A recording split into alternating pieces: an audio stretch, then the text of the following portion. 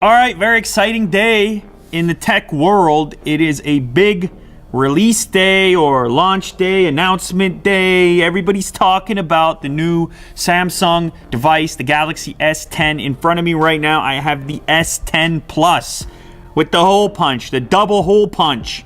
People talked about it. It was leaked. The rumors showcased it, and now it's real.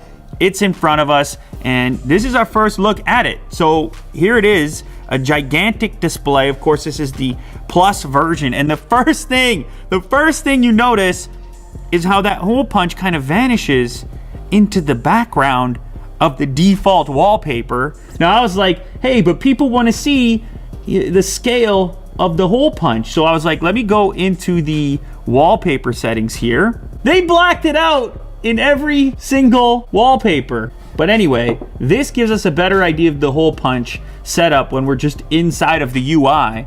And, you know, I don't know, it kind of fits into the top notification bar. It's the exact same height, which I don't mind. And of course, not having it in the center kind of moves it to a more, a less utilized area of your screen real estate. So this is kind of going to be up to the individual in terms of how you compare this to a notch kind of scenario.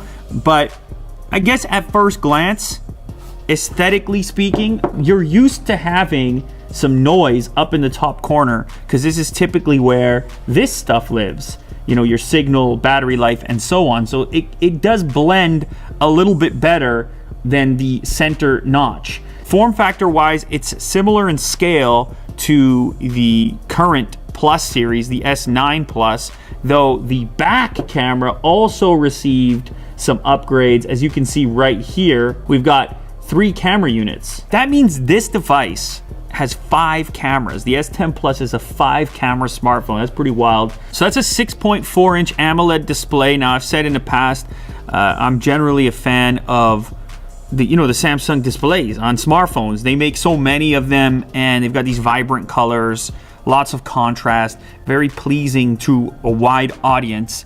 This is no exception. At first glance, this looks really nice. I don't know if it's much brighter than the previous version. I've got it maxed out here for the purpose of this video, but it looks good. I think you're going to be satisfied with it. So let's go ahead and launch these cameras. Okay, so this is the front-facing unit, and it also has a wide angle. Now, it's not the widest. Maybe Kirk can pick this up real quick. So this is the wide, and that's the close. Nowhere near the field of view that the Pixel gives you, for example. This one, on the other hand, it gives you a quick bounce out. Slightly, you have the ability to probably fit 2 people in the frame, one there, but then on the typical focal range, that's what you're looking at. All right, let's do the selfie test real quick. What do we have? Should we just do a max beauty just for the... All right, max beauty, here we go. We got lips. What do we do to the nose? We shrink it? Or we make it bigger? Oh. That is freaky. Okay, this is on the big side. Are you seeing this, Kirk? Yeah. In real time? Yeah, do it again. Okay, that's big. We're shrinking it. Eyes? What do we do? Make those bigger? Okay. The chin? What would people want to do? Shrink that? The jawline. Oh. We're sucking in the jawline, folks. And the skin tone. Okay, here we go. This is max beauty. I'm going to try to look as pretty as possible here.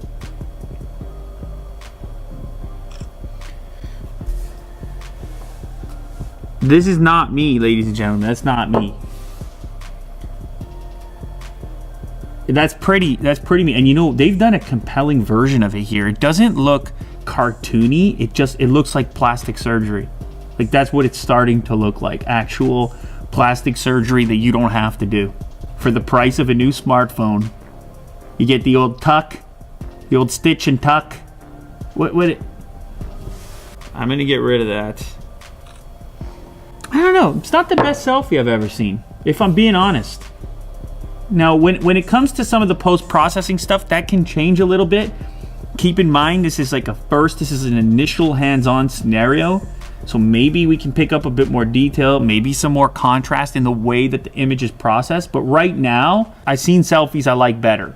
I just noticed a cool animation. Watch the top camera unit when I click back.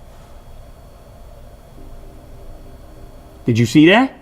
There's like a little light effect around the hole punch. Boom. Fancy. I do have to say, the feel, I mean, I hate it when people say that it feels good in hand. It does though. This one actually, it doesn't feel like a huge phone. It's rather narrow. It's obviously slim, and I kind of like holding it, to be quite honest. I should take you around the device real quick because I just noticed we still have a headphone jack. That's going to be a bonus for a lot of people. I'm glad they did that. I mean, you have a big device, you have the room for it. Now you got some extra versatility. You need to plug a standard set of headphones in. The jack is there. I really don't need to tell you. Of course, Type-C connector as well. Quick charge capable. On the rear, it's looking like we have the 3-lens, 3-zoom situation. So the default in the center shows 2 trees. That's representative of the focal range. Of course, we can zoom in further. That's a nice looking image. And then wider, this is a 0.5 zoom, so that's pretty wide. I'm into that. Okay, so that's the wide lens. Standard 1x focal range, and then the zoom. So as you can see there, the AI picked up that it's a face, that it's a portrait, and it made various automatic adjustments. Okay, cool. So now we'll just show you all 3. Ooh, that's pretty nice. Okay, so that's the zoomed in mode.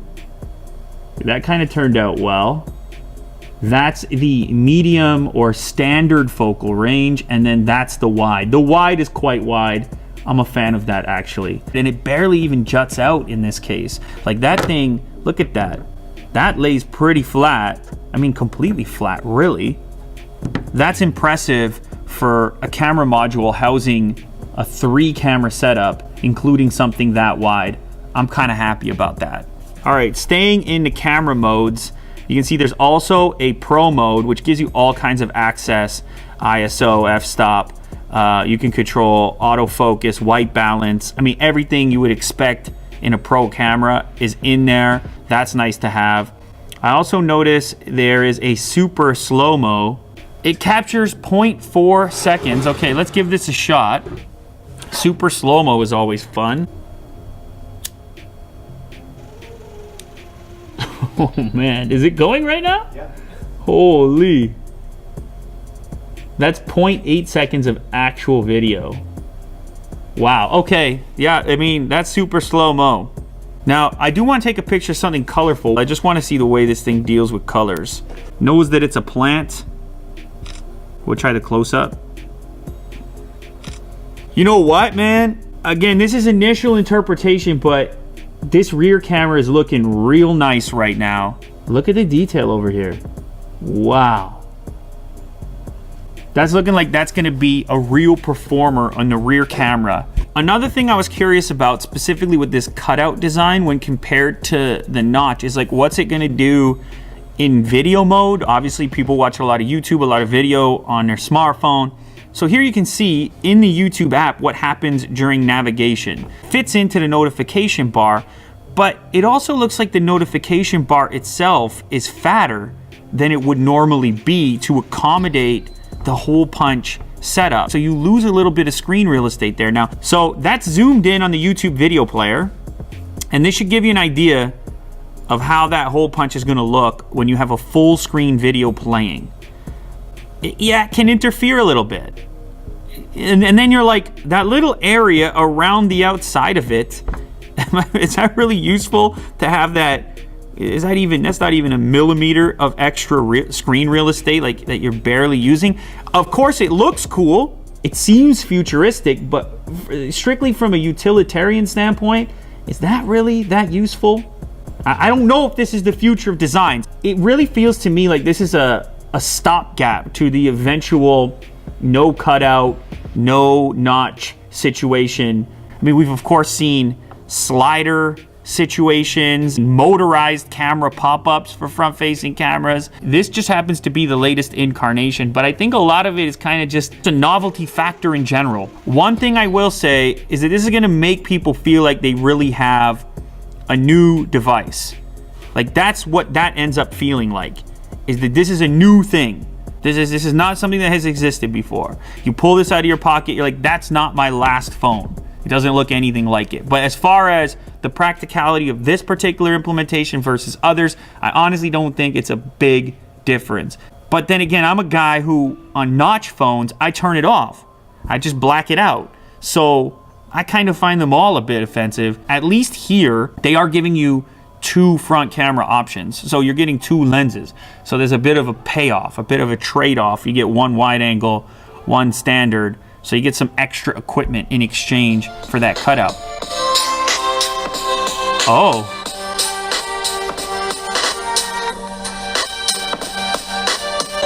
Most of the sound is still traveling out the bottom.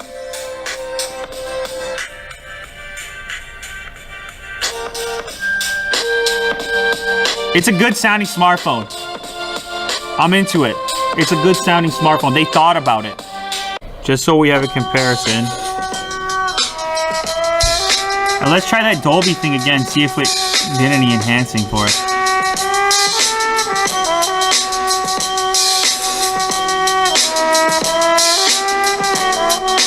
Oh yeah, this track you can hear it a little bit. It's in the mid to high range. A little more detail, a little more crispness, crispy crunch, Rice Krispies.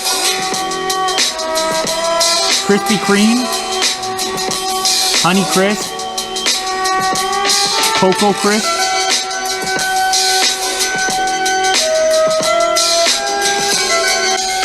You know what? This is a nice little package. Okay, this is not going to be cheap though. Holy smokes, this is not going to be a cheap device. Be prepared to get up to that $1,000 range if you think you're an S10 Plus kind of person. Battery information. Oh, there we go. Breaking news. 4100 milliamp hour battery, at least on the Plus version. That's a big battery.